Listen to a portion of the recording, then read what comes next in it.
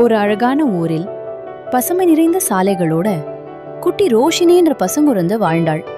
அவளுக்கு ஒரே நண்பன் பூபு, அவளது விசிறிவாள் நாய். பூபு ஏனோ சற்று வித்தியாசமாக நடந்து கொள்வது. அது தினமும் ஒரே நேரத்தில் பள்ளி செல்லும் நேரத்தில் மட்டும் சத்தமா குரைக்கும்.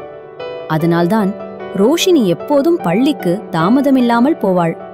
ஒரு நாள் அம்மா சொன்னாள், ரோஷினி, நம்ம ஊரில் மின்மணி வேலை செய்யல, எல்லாரும் தாமதமாக இருக்காங்க. ஆனா நீ மட்டும் நேரமா பள்ளிக்கு போற. ரோஷினி சிரிச்சிட்டு சொன்னா, நம்ம வீட்டில் நேரம் சொல்லும் நாய் இருக்கே.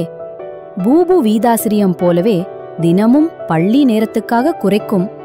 மாலை வீட்டுக்கு திரும்பும் நேரத்தில் வாசலுக்கு ஓடி வருவான்.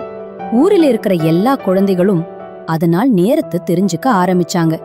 ஒரு நாள் புது குடும்பம் ஊருக்குள்ள குடி வந்தாங்க. அந்த அம்மா பூபுவை பார்த்துட்டு கேட்டாங்க, இந்த நாய்க்கு என்ன ஆச்சரிய சக்தி இருக்கு? ரோஷினியின் அப்பா சிரிச்சு சொன்னார், இது ஆச்சரியம் இல்ல, பூபு ஒரு பாசமுள்ள உயிர். அதுக்கு எப்ப குழந்தை பள்ளிக்கு போனாலும் கவலை. அதனால நேரத்தை உணர்ந்து குறைக்கும். முடிவில் ரோஷினி சொன்னாள், நேரம் காண ஒளி வேண்டாம், உணர்வு மட்டும் போதும்.